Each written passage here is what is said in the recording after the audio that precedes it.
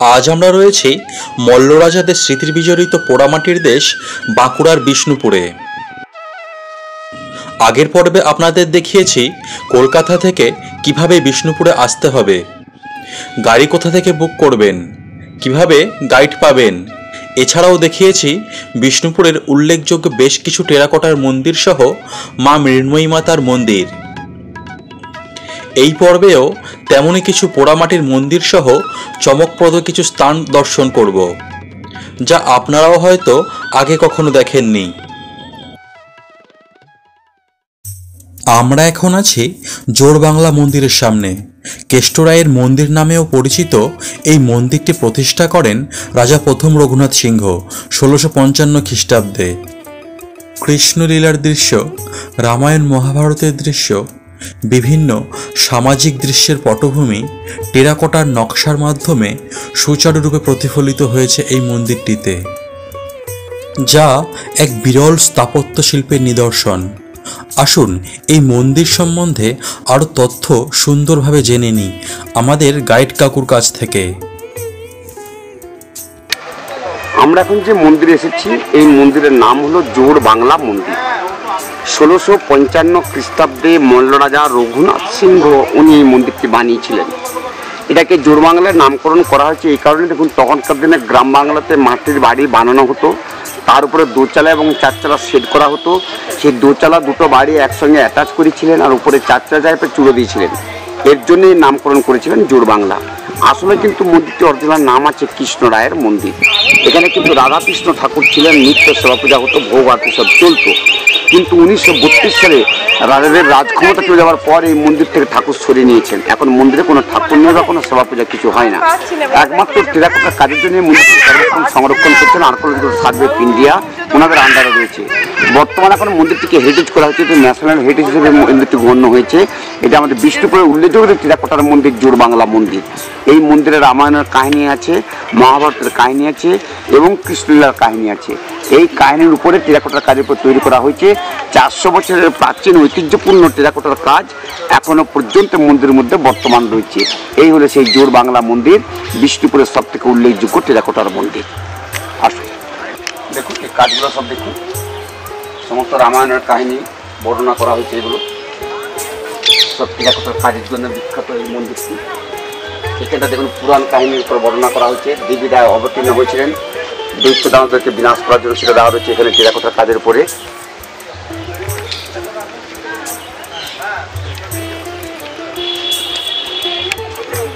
এখানে কোনটা দেখুন মহাভারতের কাহিনী উপরে দেওয়া হচ্ছে। দেখুন বিশ্বের সঙ্গে অর্জুনের যুদ্ধ হচ্ছে, বিশ্বের সরস্বতী দেওয়া রয়েছে। এদিকে ভীম দুর্যোধনের গদা যুদ্ধ হচ্ছে, সেটা দেওয়া রয়েছে সব টেরাকোটার। কর্ণ অর্জুনের যুদ্ধ দেওয়া রয়েছে, মহাভারতের যুদ্ধ ছিল সে যুদ্ধের বর্ণনা দেওয়া রয়েছে। এটা মন্দিরের মেইন গেট ছিল। এই ভিতরে কিন্তু রাধাকৃষ্ণ ছিল, সেবা পূজা হতো, কিন্তু এখন নেই ঠাকুর, ওই জন্য বন্ধ করে দেওয়া হয়েছে। বৃন্দাবনে কৃষ্ণ যখন বাল্যলীলা ছিল তখন তার কাহিনী দেওয়া হচ্ছে নিচ থেকে উপর পর্যন্ত কৃষ্ণলীলা। এই কোনটা দেখুন বৃন্দাবনের কৃষ্ণলীলার কাহিনীর উপরে বর্ণনা করা হয়েছে। কোনটাতে মল্লরাজাদের রাজকাহিনী দেওয়া হচ্ছে নিচ থেকে উপর পর্যন্ত। টোটাল 62 জন রাজা রাজত্ব করেছিলেন 1200 বছরের। তাদের কিছু বিশেষ বিশেষ গুরুত্ব ঘটনা এখানে বর্ণনা করা হচ্ছে টেরাকোটার কাজের উপর। দরজা ছিল, এই দিক দিয়ে পুরোহিত মশাই আসা যাওয়া করতো মন্দিরে, সেই জন্য গেট রাখা হয়েছিল। কিন্তু যেহেতু সেবা পূজা বন্ধ হয়ে গেছে ওই জন্য গেট বন্ধ করে দেওয়া হয়েছে। সেটাকে উদ্ধার করার জন্য সঙ্গে বানর সেনারা গিয়েছিল, গিয়ে তারা সমস্ত তোলপাড় করেছিল। এখানে বিষ্ণুর অবতারগুলো দেওয়া আছে নিচ থেকে ওপর পর্যন্ত। এটা পুরোটাই রামায়ণের কাহিনীর উপরে বর্ণনা করেছে। যেমন বালি শুক্রের যুদ্ধ হয়েছিল দেখুন দেওয়া রয়েছে, রাম চোরাঘাতে লুকিয়ে বালি বধ করছে সেটা দেওয়া রয়েছে। দেখুন এখানে দেখুন উপরে রাম লক্ষ্মণের সঙ্গে যুদ্ধ হচ্ছে, রাবণ কুম্ভকর্ণের লক্ষ্মণের সঙ্গে কুম্ভকর্ণের রামের সঙ্গে রাবণের যুদ্ধ হচ্ছে। এখানে বানর সেনারা সেতু বন্ধন করতেছে, সেতু বন্ধনের দৃশ্য দেওয়া রয়েছে। আচ্ছা এখানে দেখুন হনুমানের কাহিনীর উপরে বর্ণনা করা হয়েছে নিচ থেকে উপর পর্যন্ত। হনুমানের বীরত্ব ঘটনা, লঙ্কায় গিয়ে হনুমান যে সমস্ত ঘটনা ঘটেছিলেন তার কাহিনী এখানে বর্ণনা করা হয়েছে। আর কোনটা বানরদের তাণ্ডবের উপরে বর্ণনা করা হয়েছে টেরাকোটার উপরে। এই যে আমাদের টেরাকোটার মন্দির বিষ্ণুপুরের উল্লেখযোগ্য টেরাকোটার কাজ জোড়বাংলা মন্দির। আসুন এই মন্দিরের প্রতিটি অংশের সূক্ষ্ম টেরাকোটার কাজ আরও কাছ থেকে দেখাই আপনাদের।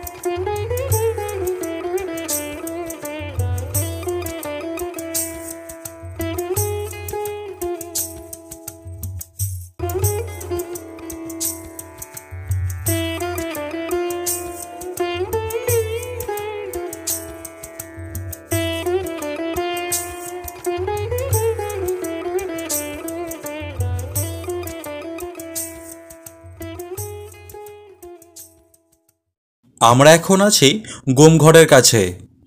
এটা হচ্ছে গুম ঘর। রাজাদের বিচারে যদি কাউকে মৃত্যুদণ্ড দেওয়া হতো তখন এখানে রেখে দেওয়া হতো হাতে পায়ে বেঁধে, যাতে সে বেরিয়ে যেতে না পারে। মারা যাওয়ার পর তারপরে বডিকে বের করে নিয়ে আসা হতো। যাদের বাড়ির মানুষ তাদের তুলে দেওয়া হতো তার ক্রিয়াকর্ম করার জন্য। কিন্তু এখন বৈষ্ণব ধর্ম গ্রহণ করার পরে এগুলো টোটালি সব বন্ধ হয়ে গিয়েছিল। এখন এগুলোর কোনো ব্যবস্থা কিছু হয়নি, এখন শুধু খালি স্মৃতি আর শোধ হিসেবে দাঁড়িয়ে আছে। এটি ছিল রাজাদের মৃত্যুদণ্ড দেওয়ার জায়গা, এর নাম হলো গুমঘর। আমরা এখন বিষ্ণুপুরের সবচেয়ে উল্লেখযোগ্য টেরাকোটার মন্দির শ্যামরায় মন্দিরে এসেছি, যেটি প্রতিষ্ঠা করেন মল্লরাজ রঘুনাথ সিংহ 1643 খ্রিস্টাব্দে। পোড়া মাটির তৈরি পঞ্চরত্ন শ্রেণীর এই মন্দিরটির উৎকৃষ্ট মানের টেরাকোটার কাজ এই মন্দিরটিকে অনন্য করে তুলেছে। এই মন্দিরের নাম হলো শ্যামরায়ের মন্দির। শ্যামরায় মানে রাধাকৃষ্ণের মন্দির। 1643 খ্রিস্টাব্দে মল্লরাজা রঘুনাথ সিংহ উনি এই মন্দিরটি বানিয়েছিলেন। এই মন্দিরটাকে 3টে নাম দেওয়া আছে। প্রথম নাম হলো শ্যামরায়, দ্বিতীয় নাম হলো পাঁচচূড়া মন্দির, আর তৃতীয় নাম হলো পঞ্চরত্ন মন্দির। এই মন্দিরে এখন কোনো রাধাকৃষ্ণ ঠাকুর নেই। 1643 খ্রিস্টাব্দে রাজা মল্লরাজা রঘুনাথ সিংহ মন্দিরটা প্রতিষ্ঠা করেছিলেন। 1932 সালের আয়তন তুলে যাওয়ার পর এই মন্দির থেকে ঠাকুর রাজ পরিবার ঠাকুর সরে নিয়ে চলে গেছে। এখন শুধু একমাত্র টেরাকোটা কাজের জন্য আর্কিওলজিক্যাল সার্ভে অফ ইন্ডিয়া এখন ওরা মন্দিরটিকে মেনটেন করছেন বা দেখাশোনা করছেন। এই মন্দিরটি টেরাকোটা কাজের জন্য বিখ্যাত মন্দির। এটা আমাদের বিষ্ণুপুরের হেরিটেজ মন্দির। এর নাম হলো শ্যামরায়ের মন্দির। পাঁচচূড়া মন্দির এটির দ্বিতীয় নম্বর বলা হয়েছে।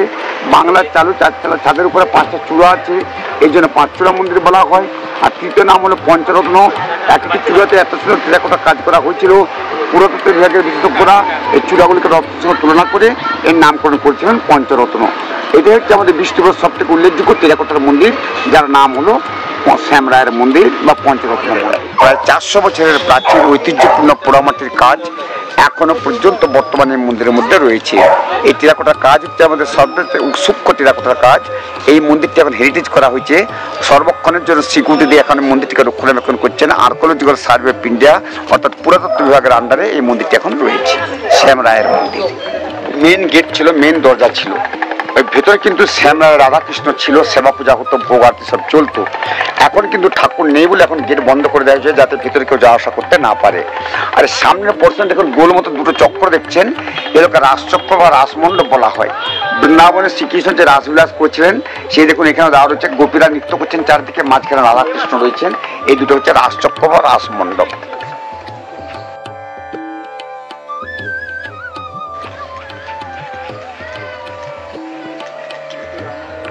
আচ্ছা, কোনাটাতে দেখুন 64 কলা নৃত্য দেওয়া আছে। এখানে নাচের 64 প্রকারের নৃত্য প্রকাশ এখানে দেওয়া আছে টেরাকোটার কাজের উপর।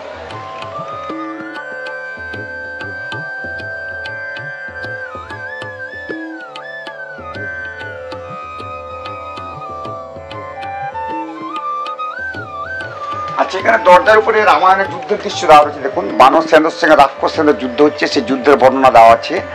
ভেতরে ভগবান বিষ্ণুর 10 অবতার দেওয়া আছে, এদিকে দেবী দুর্গার 10 মহাবিদ্যা দেওয়া আছে। এগুলো সমস্ত পুরাণ কাহিনীর উপরে বর্ণনা করা হয়েছে টেরাকোটার কাজের উপরে।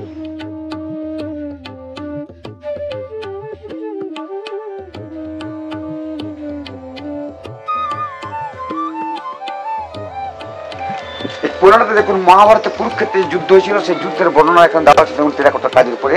এটা কুরুক্ষেত্রের যুদ্ধ, কৌরব এবং পাণ্ডবদের মধ্যে যুদ্ধ হয়েছিল। এখানে বৃন্দাবনের কাহিনীর উপরে বর্ণনা করা হয়েছে। দেখুন, নিচ থেকে উপর পর্যন্ত বৃন্দাবনের লীলা কাহিনীর উপরে বর্ণনা করা হয়েছে টেরাকোটার কাজের উপরে। এটা বৃন্দাবন ঘটনা। এখানে দরজার উপরে মহাভারতের যুদ্ধ হয়েছিল, রথী মহারথীরা যুদ্ধ করছেন। দেখুন, কুরুক্ষেত্রে কৌরব পাণ্ডবদের যুদ্ধ হয়েছিল, সেই যুদ্ধের বর্ণনা এখন দেওয়া হচ্ছে এটা। আর স্তম্ভের হচ্ছে নিকুম্বিলা যুদ্ধ, লক্ষণের সঙ্গে ইন্দ্রজিতের যুদ্ধ হয়েছিল। ওই যুদ্ধে লক্ষণ যে মেঘনাথকে বধ করেছেন সেটা এখানে দেওয়া হয়েছে। দেখুন, নিকুম্বিলা যুদ্ধে এটা।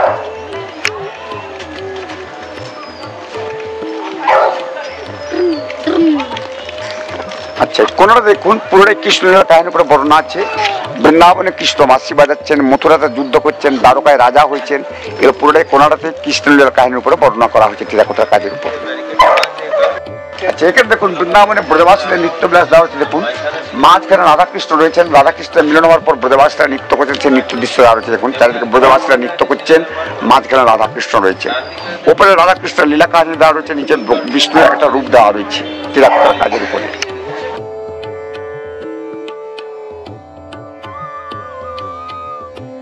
এখানে দরজার উপরে দেখুন বৃন্দাবনে কুঞ্জলীলা দেওয়া রয়েছে, রাধাকৃষ্ণের মিলন কুঞ্জলীলা দেওয়া রয়েছে এখন একটা কাজের পরে। আর সর্বোপরি রাম রাবণের যুদ্ধ দেওয়া রয়েছে, দেখুন রামায়ণ কাহিনী দেওয়ার পরে দেওয়া রয়েছে। এটা মন্দিরের পাশের দরজা ছিল, এই দিক দিয়ে পুরোহিত মশাই মন্দিরে আসা যাওয়া করতো, কিন্তু এখন মন্দিরে সেবা পূজা হয় না বলে এখন গেট বন্ধ করে দেওয়া হয়েছে, যাতে ভেতরে কেউ আসা করতে। বিজ্ঞানী এখন রাজবাড়িতে আছে।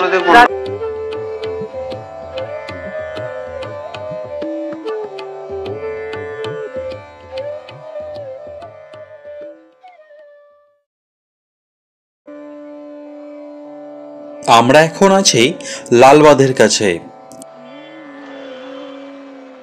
পড়ন্ত বিকালে সূর্যের স্তিমিত আলোর প্রতিবিম্ব বাঁধের জলে ছড়িয়ে পড়ছে।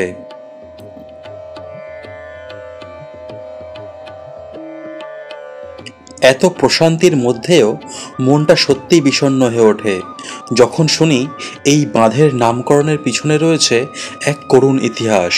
এই যে বাঁধটা দেখছেন, এই বাঁধটা হচ্ছে আমাদের বিষ্ণুপুরের ঐতিহাসিক বাঁধ। এর নাম হলো লাল বাঁধ। লাল বাঁধ নাম এই কারণে হয়েছিল, আমাদের বিষ্ণুপুরের মল্ল রাজা উড়িষ্যা রাজার সঙ্গে যুদ্ধ করতে গিয়েছিল এবং রাজাকে পরাজিত করে ওখানে ধনরত্ন সব পেয়েছিল, এবং ওখানে যে নর্তকী ছিল তার নাম ছিল লালবাই। সেই লালবাইকে সঙ্গে করে নিয়ে চলে এসেছিলেন, এসে সে লালবাইকে নিয়ে নৌকায় করে এখানে বিহার করতেন এই বাঁধের উপরে জ্যোৎস্না রাত্রে। লালবাই গান শোনাতো, রাজা গান শুনতো। কিছুদিন কেটে যাওয়ার পর ওই লালবাইয়ের একটা সন্তান হয়েছিল। ওই সন্তানের সংবাদ যখন রানী জানতে পেরেছিল তখন রানী খুব চিন্তায় পড়েছিল, এবং তখন তিনি ভেবেছিলেন যে তাহলে নিশ্চয়ই এই সন্তান একদিন বড় হবে, যে রাজ সিংহাসনের অধিকার চাইবে। তখন তিনি মন্ত্রীদের সঙ্গে যুক্তি পরামর্শ করে সিদ্ধান্ত করলেন যে কোনো প্রকারে লালবাই এবং তার ছেলেকে মেরে ফেলতে হবে। তো কিভাবে মারবেন না, যখন এটাও সিদ্ধান্ত করলেন রাজা যখন বিষ্ণুপুরের বাইরে যাবেন, বিষ্ণুপুরে থাকবেন না, আর লালবাই যখন তার ছেলেকে নৌকায় করে নিয়ে বিহার করবে তখন নৌকাডুবি করে লালবাইকে এখানে মেরে ফেলা হবে। তো সেই যখন লালবাই বিহার করছিলেন তলাতে নৌকা ফুটো করে দিয়েছিলেন, নৌকা ফুটোতে করে এখানে লালবাই এবং তার ছেলে মারা পড়েছিল। সেই লালবাইয়ের নাম অনুসারে বাঁধের নামকরণ করা হয়েছিল লাল বাঁধ। এই লালবাইকে নিয়ে যাত্রা, সিনেমা, নাটক, থিয়েটার অনেক কিছু রচনা হয়েছে। কবিরা অনেক কবিতা লিখেছেন, সাহিত্যিকরা গল্প উপন্যাস লিখেছেন। বিষ্ণুপুরের মানুষ এই নিয়ে অনেক কিছু অনেক রচনা করে গেছেন। তাই বিষ্ণুপুরের সব থেকে মূল্যরায়দের যে 7টা বাঁধ আছে, 7টা বাঁধের মধ্যে একটি বাঁধ যার নাম হচ্ছে লাল বাঁধ ও ইতিহাস পরিপূর্ণ, এবং এখানে বিখ্যাত আমাদের লালবাই নর্তকীকে মারা হয়েছিল। আচ্ছা বলছি, বাকি 6টা বাঁধের নাম কি? 6টা বাঁধ আছে, যেমন একটা হচ্ছে লাল বাঁধ, 2 বাঁধ হচ্ছে সামবাঁধ, 3 হচ্ছে কৃষ্ণ বাঁধ, 4 হচ্ছে গাতাদ বাঁধ, 5 হচ্ছে কালিন্দী বাঁধ, 6 হচ্ছে যমুনা বাঁধ, আর 7 হচ্ছে পোকা বাঁধ। এই হচ্ছে বিষ্ণুপুরের 7টা বাঁধ। মল্ল রাজারা যাতে করে প্রজাদের কোনো জলের কষ্ট না হয়, চাষাবাদের কোনো অসুবিধা না হয়, সেই জন্য এই বাঁধগুলো খনন করেছিলেন জল ধরে রাখার জন্য। এই জলের উপর দিয়ে একসময় চাষবাস হতো, মানুষ পানীয় জল হিসেবে ব্যবহার করতো, এবং এই বাঁধের জলের উপরেই অনেক কিছু মানুষের জীবন নির্বাহ করতো।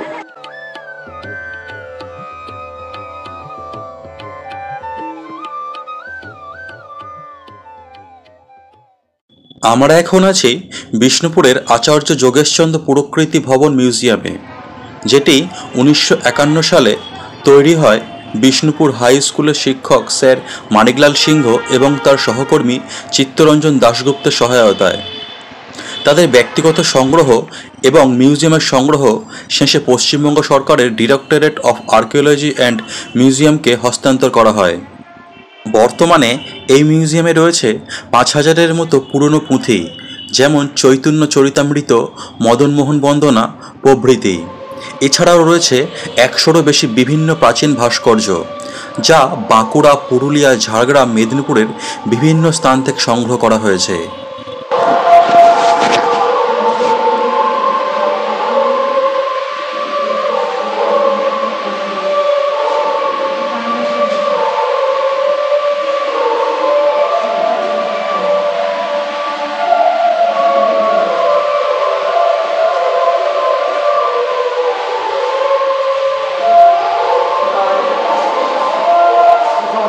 আদিবাসীরা এই ধামসা দামামাটাকে বেশি ব্যবহার করে ওদের সেই বাজানোর জন্য, আদিবাসীদের এগুলো আছে। আচ্ছা আচ্ছা, এই দেখুন, এটা দেখুন, এটা রাবণ কাটা।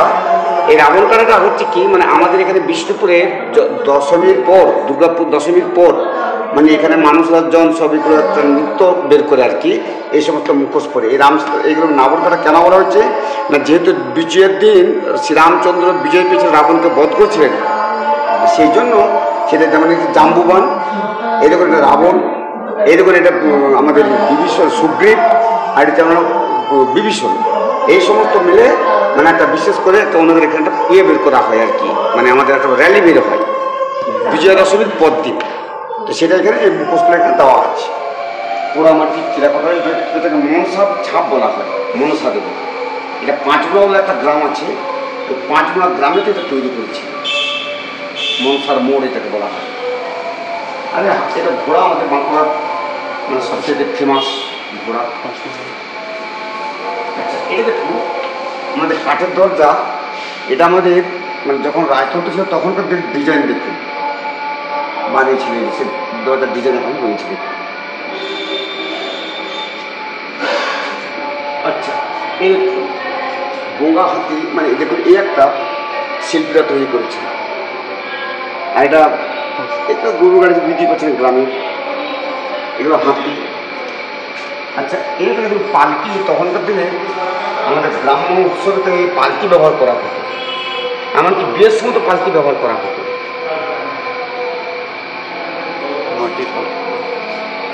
আচ্ছা, এই যে একটা দেখুন টুসু, এই টুসুটা হয় আমাদের পৌষ সংক্রান্তিতে বিষ্ণুপুরের, আমাদের বাঁকুড়ার একটা বিশেষ খুব মানে উল্লেখযোগ্য একটা অনুষ্ঠান টুসু। এই টুসু বলতে কি মানে এটা আমাদের দেবী দুর্গা মায়ের একটা বিশেষ আবির্ভাব, সেই টুসুকেই নিয়ে মানে একটা বিশেষ উৎসব হয় আমাদের এখানে পৌষ সংক্রান্তির দিন, সেটা টুসুর ভাগ এটা তোলা করেছে মাঠ পোড়াবতী দিয়ে। দেখুন এটা হচ্ছে মনসার মোড়, এইসব মনসা দেবীকে নিয়ে মানে তৈরি করেছে। তখনকার দিনে মনসা ভাসান, মনসা ঝাপান মানে খুব প্রচলিত ছিল গ্রামের গায়ে। আচ্ছা, এগুলো দেখুন পট শিল্প, পট মানে এটা কাপড়, এটা কাপড়ের উপর মানে এই চিত্রটা তৈরি করছে আমাদের এখানে এখন শিল্পীরা রয়েছে এইরকম এই তৈরি করা। এই হচ্ছে পট শিল্প, সেতার বিনা, এরা সব আমাদের বিষ্ণুপুর যে ঘরানা ছিল, বিষ্ণুপুর ঘরানার যে একটা বিশেষ নাম ছিল, সেই নামগুলো দেখুন এখানে দেওয়া রয়েছে। দেখুন বিষ্ণুপুর ঘরানার উপরে সব শিল্পীরা ছিলেন, সব শিল্পীদের এখানে নাম দেওয়া আছে। একসঙ্গে এনারা বিষ্ণুপুরকে একটা আলাদা জায়গায় নিয়ে গেছিলেন।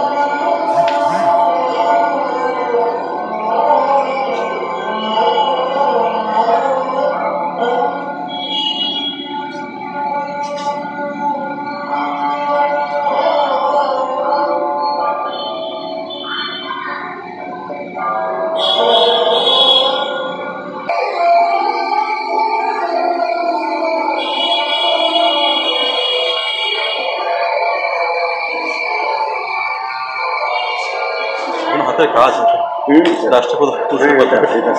শুশুনিয়া, এটা শুশুনিয়া বলে একটা পাহাড় আছে আমাদের বাঁকুড়াতে, সে শুশুনিয়ার শিল্পীরা বানিয়েছে পাথরের উপরে।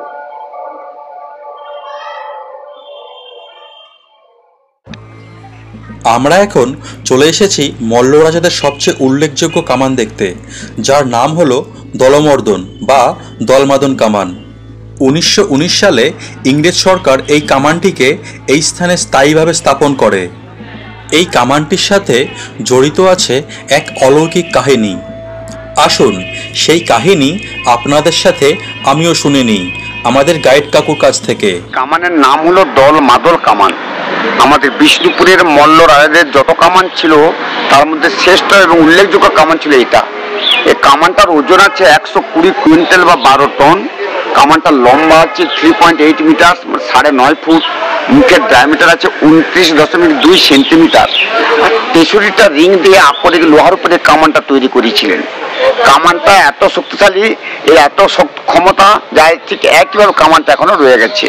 এই কামানটা একবার মাত্র ব্যবহার করা হয়েছিল 1742 খ্রিস্টাব্দে, যখন ভাস্কর রাও মারাঠা 50,000 বর্গী নিয়ে বিষ্ণুপুরকে আক্রমণ করেছিল।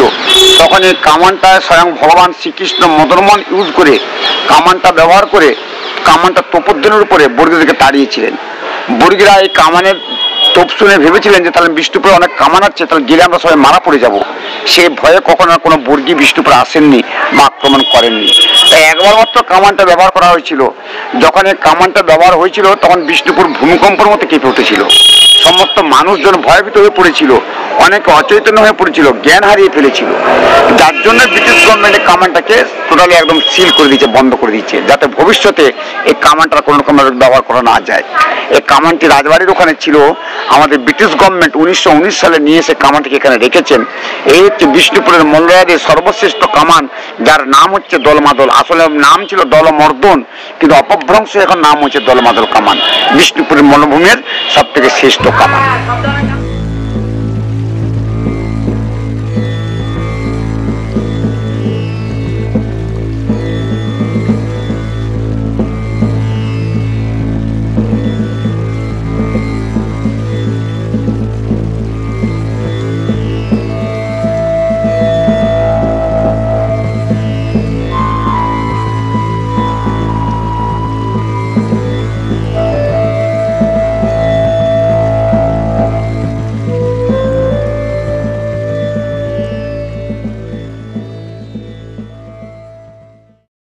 আমরা এখন দেবী ছিন্নমস্তার মন্দিরে।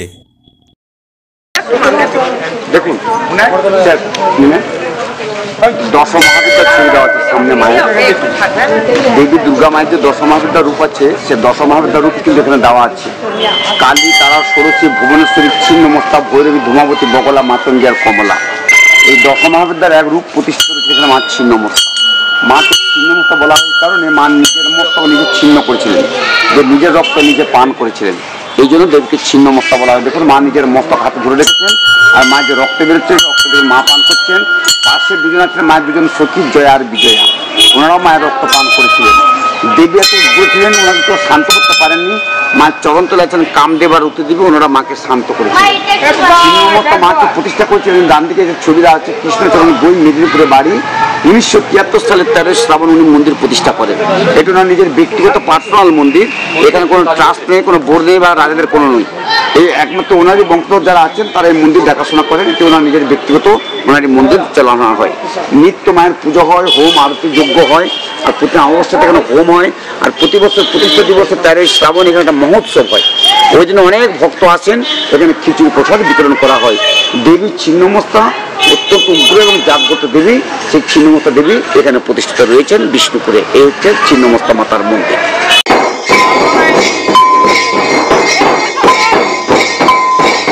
আমি এখন রয়েছি বিষ্ণুপুরের পোড়ামাটির হাটে। প্রতি শনিবার এবং শীতকালের এই সময় রবিবারও প্রচুর মানুষের সমাগম হয় জোড়া মন্দির সংলগ্ন এই মাঠে।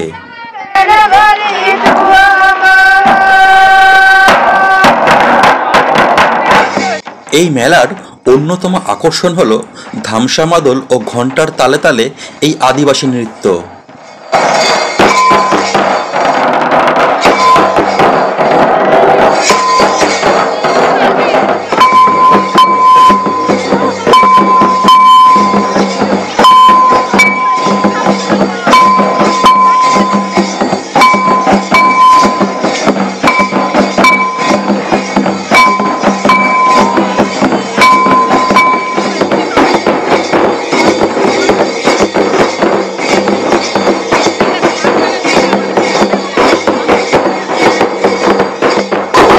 রাস পূর্ণিমার চাঁদের আলোয় এই নৃত্য আলোকময়।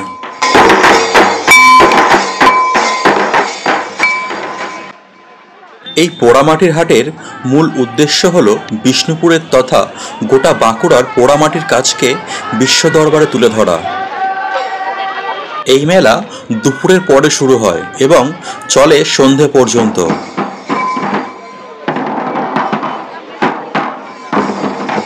আপনি এখানে আসলে টেরাকোটার সমস্ত কিছু, যেমন পোড়ামাটির গয়না, পুতুল, বিভিন্ন দেবদেবীর মূর্তি, এছাড়াও বিষ্ণুপুরের বিখ্যাত সিল্কের শাড়ি, বিভিন্ন পোশাক ইত্যাদি পাবেন এখানে।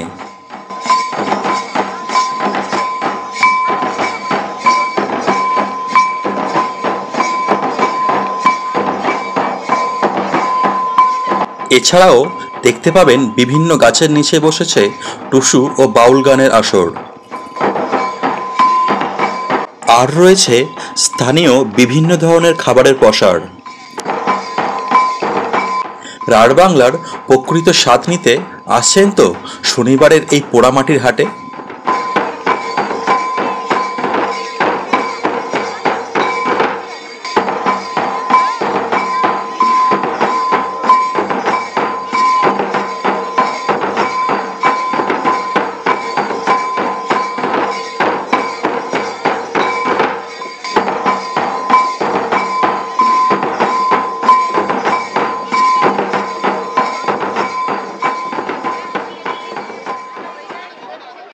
এই দিন রাতে আমি ছিলাম বিষ্ণুপুর রেল স্টেশনের রিটার্নিং রুমে, যার ভাড়া ছিল মাত্র 310 টাকা, যার ডিটেলস ভিডিওর লিংক আমি ডেসক্রিপশন বক্সে দিয়ে দেব।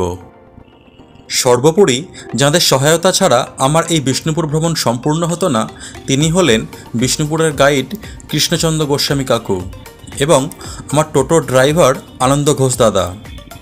এই দাদার স্ত্রী খুব সুন্দর সুন্দর পুঁথির ব্যাগ নিজের হাতে তৈরি করেন। আপনারা এই দাদার থেকে এই সামগ্রী কিনে তাদের এই হস্তশিল্পকে আরও এগিয়ে নিয়ে যেতে সহায়তা করতে পারেন। আমার এই একদিনের বিষ্ণুপুর ভ্রমণ কেমন লাগলো তা অবশ্যই কমেন্ট করে জানাবেন। যদি ভালো লাগে আমার চ্যানেল এসেন্স অফ নেচারকে সাবস্ক্রাইব করে পাশে থাকার অনুরোধ রইল। ভালো থাকবেন সবাই, শীঘ্রই দেখা হবে নতুন কোনো গন্তব্যে।